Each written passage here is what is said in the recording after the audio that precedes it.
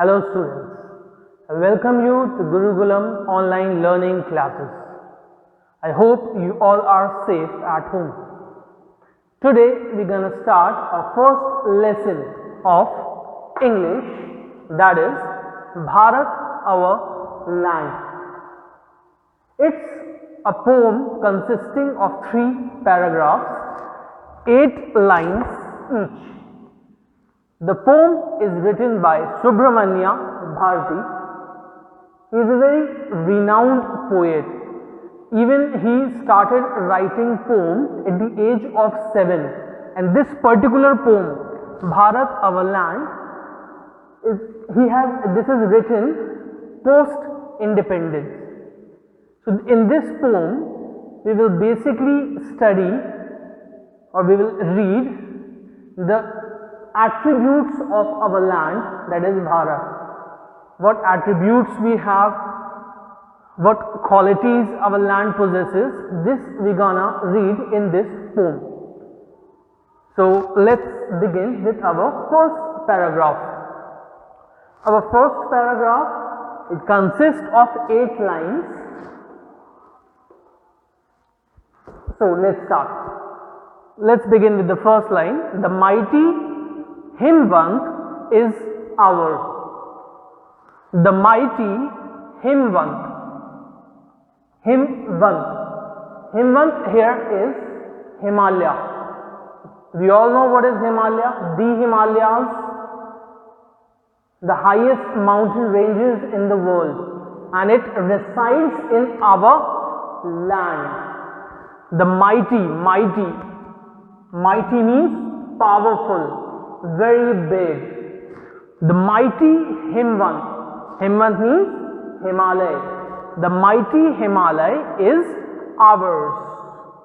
Ours means our, in our land, India.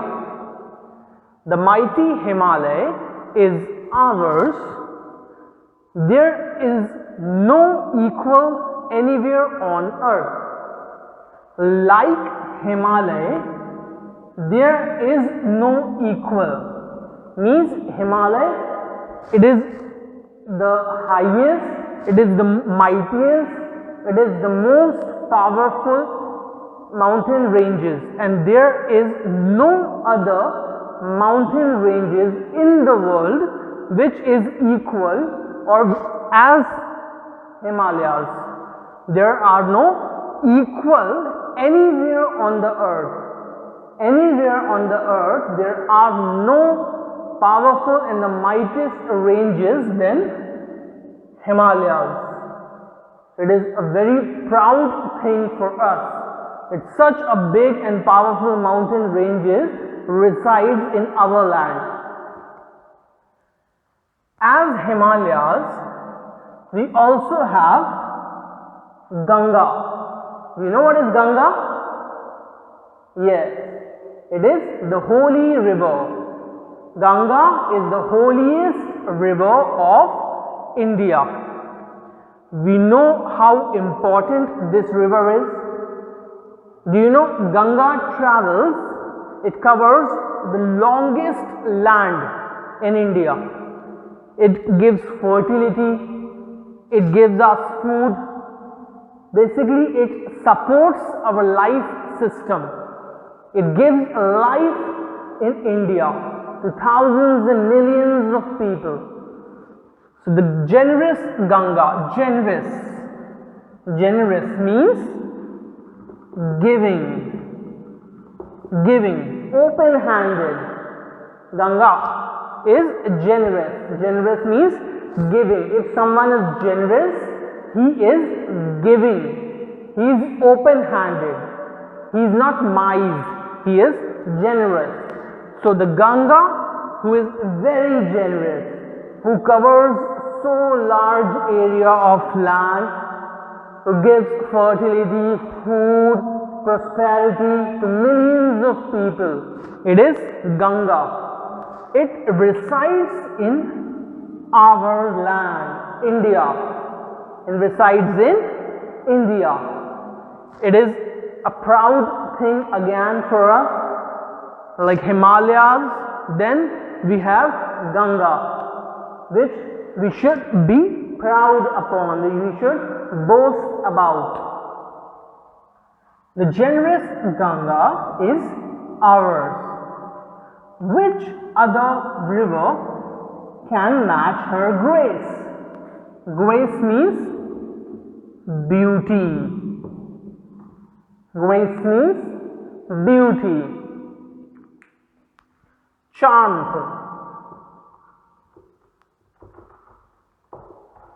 Grace means beauty, charm. The generous Ganga is ours, and which other river can match her grace? The poet has told that Ganga is very generous, and also he has asked a question that river Ganga is so generous, it is so giving, that which other river in the world can match her grace? Grace means beauty, charm. River Ganga is so charming, it is so beautiful, it is so graceful that no other river in the world can match her. Are we clear with these two lines? 1, 2, 3, 4. We have completed 4 lines. In the first line, the poet has said, we have mighty, very powerful, very big Himalaya in our ranges, in our land, and there is no equal anywhere in the world. Second, he has said the Ganga, which is so generous, which is in our land, it is so generous that no other river in the world can match her grace. Grace means beauty, charm. I want you to keep underlining the words which I am underlining over here on the board. Okay, so that it will, like whenever you are going to read this poem by yourself, it will be easier for you. You know the meaning of these words. Let's come to the 5th line. The sacred Upanishads are ours. Sacred. Sacred means godly, something which is divine. Sacred. If anything is sacred, it means it is godly, it is divine, it is heavenly. Okay? Sacred means godly and divine. Okay. The sacred Upanishads. What is Upanishad?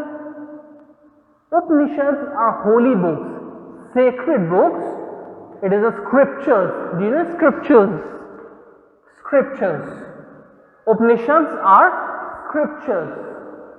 Means holy writing, godly writing, holy writings. These Upanishads are written, and these are the purest form of knowledge. They are the purest form of knowledge. In the Upanishads, like while reading it, we can get all of our knowledge, we can get the basic knowledge of our life. Okay? So, the sacred Upanishad, sacred means holy, godly, divine.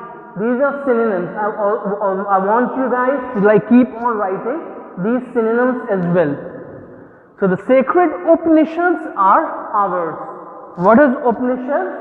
These are holy scriptures, holy writing, where we find our basic knowledge of life. So where are these scriptures written? Yes, in our land, that is in India. In India, these sacred Upanishads were written. These are ours. These are ours. What scripture else to name with them? These Upanishads are so resourceful, so full of knowledge, so significant and important that they are kept at the highest in the values. and no other scriptures, according to the poet, no other scriptures in the world are as worthy Upanishads.